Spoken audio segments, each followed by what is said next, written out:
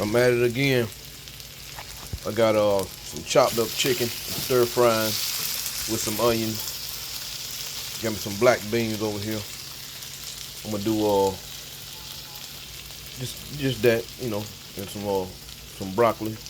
But I want y'all to do one thing. Start reading your labels. I was getting ready to eat some of this, but then I turned it around and I looked at this.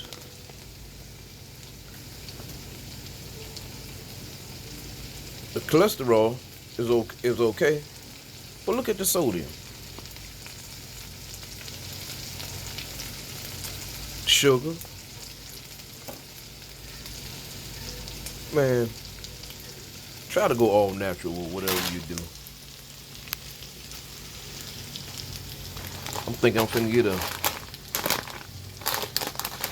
rice cauliflower, and I'm finna get a whole bunch of damn sodium. Anyway, I'm about to burn my chicken. Well, that's just me. Just make sure you read your labels, people, before you eat. All right.